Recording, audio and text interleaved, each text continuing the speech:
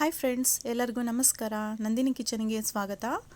ಈ ದಿನ ನಾನು ಬೇಕರಿಗಳಲ್ಲಿ ಸಿಗುವಂತಹ ತುಂಬ ಟೇಸ್ಟಿಯಾಗಿರುವಂತಹ ಬಾಳೆಕಾಯಿ ಚಿಪ್ಸ್ನ ಮನೆಯಲ್ಲೇ ಹೇಗೆ ಈಸಿಯಾಗಿ, ಟೇಸ್ಟಿಯಾಗಿ ಹಾಗೂ ಕ್ರಂಚಿಯಾಗಿ ಮಾಡ್ಕೋಬಹುದು ಅಂತ ನಿಮಗೆಲ್ಲ ತೋರಿಸ್ಕೊಡ್ತಾ ಇದ್ದೀನಿ.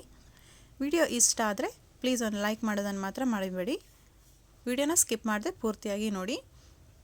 ಮೊದಲಿಗೆ ನಾನು ಒಂದು ಬಾಳೆಕಾಯಿನ ತೊಗೊಂಡಿದ್ದೀನಿ. ಇದರಲ್ಲಿ ಹಿಂದೆ ಮತ್ತು ಮುಂದೆ ಇರುವಂತಹ ಭಾಗವನ್ನು ಕಟ್ ಮಾಡ್ಕೋಬೇಕು. ಮೊದಲಿಗೆ ಚಾಕು ಸಹಾಯದಿಂದ ಈ ಥರ ಒಂದು ಕಚ್ಚು ಹಾಕ್ಕೊಂಡು ಬಾಳೆಕಾಯಿ ಮೇಲಿರುವಂತಹ ಸಿಪ್ಪೆಯನ್ನು ನಿಧಾನವಾಗಿ ತೆಗೆದಿಟ್ಕೋಬೇಕಾಗುತ್ತೆ. ನೀವು ಈ ರೀತಿಯಾಗಿಯೂ ಸಹ ತಗೋಬಹುದು, ಇಲ್ಲಾಂದರೆ ಪೀಲರ್ ಸಹಾಯದಿಂದ ಪೀಲ್ ಸಹ ಮಾಡ್ಕೋಬಹುದು. ಇದೇ ರೀತಿಯಾಗಿ ಮಾಡಿಕೊಂಡ್ರೆ ತುಂಬ ಈಸಿಯಾಗಿ ತಗೋಬಹುದು. ನೋಡಿ, ಈ ರೀತಿಯಾಗಿ ತೆಗೆದಿಟ್ಕೊಂಡಿದ್ದೀನಿ. ನಾನು ಒಂದು ಬಾಳೆಕಾಯಿಯಿಂದ ಮಾಡಿ ತೋರಿಸ್ತಾ ಇದ್ದೀನಿ. ನಿಮಗೆ ಜಾಸ್ತಿ ಕ್ವಾಂಟಿಟಿ ಬೇಕಂದರೆ 2 ರಿಂದ 3 ಬಾಳೆಕಾಯಿನ ತೊಗೊಂಡು ನೀವು ಚಿಪ್ಸ್ಗಳನ್ನು ಮಾಡ್ಕೋಬಹುದು. ನೋಡಿ, ಇವಾಗ ಪೀಲರ್ ಸಹಾಯದಿಂದ ಈ ರೀತಿಯಾಗಿ ಬಾಳೆಕಾಯಿನ ಇಟ್ಕೊಂಡು ಪೀಲ್ ಮಾಡ್ಕೋಬೇಕು. ನೀವು ಈ ರೀತಿಯಾಗಿಯೂ ಸಹ ಮಾಡ್ಕೋಬೋದು, ಇಲ್ಲಾಂದರೆ ಡೈರೆಕ್ಟಾಗಿ ಎಣ್ಣೆಯಲ್ಲಿ ಸಹ ನೀವು ಡೈರೆಕ್ಟಾಗಿ ಪೀಲ್ ಮಾಡ್ಕೋಬಹುದು. ಅದರಲ್ಲಿ ನಿಮಗೆ ಕಷ್ಟ ಆಗುತ್ತೆ ಅಂತಂದರೆ ಮೊದಲಿಗೆ ನೀವು ಪೀಲ್ ಮಾಡಿಕೊಂಡು ಎಣ್ಣೆಯಲ್ಲಿ ಕರಿಬಹುದು. ನೋಡಿ, ನಾನು ಇವಾಗ ಪೀಲ್ ಮಾಡ್ಕೊಂಡಿರುವಂತಹ ಬಾಳೆಕಾಯಿನ ಪೀಸಸ್ಗಳನ್ನು ಇವಾಗ ಕಾದಿರುವಂತಹ ಎಣ್ಣೆಯಲ್ಲಿ ಹಾಕ್ಕೊಳ್ತಾ ಇದ್ದೀನಿ. ಉರಿ ಮಾತ್ರ ಮೀಡಿಯಮ್ ಫ್ಲೇಮಲ್ಲಿ ಇಟ್ಕೊಂಡು ಇದನ್ನು ಕರಿಬೇಕಾಗುತ್ತೆ.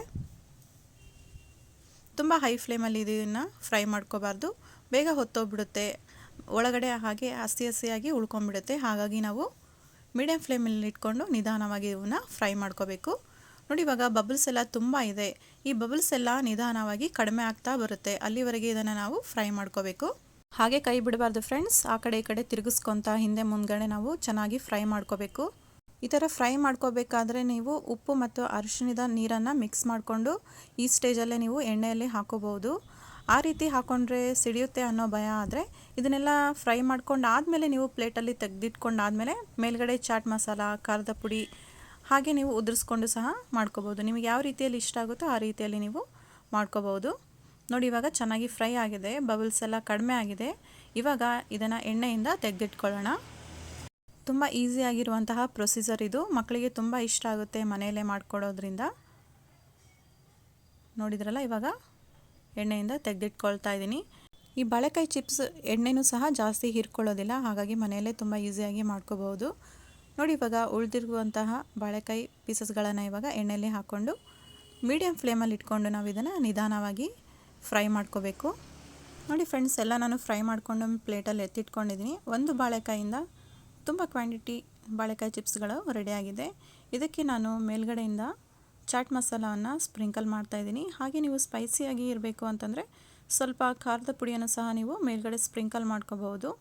ಹಾಗೆ 1 ಚಿಟಿಕೆ ಉಪ್ಪನ್ನು ಸಹ ಹಾಕ್ಕೊಂಡು ಚೆನ್ನಾಗಿ ಮಿಕ್ಸ್ ಮಾಡ್ಕೋಬೇಕು.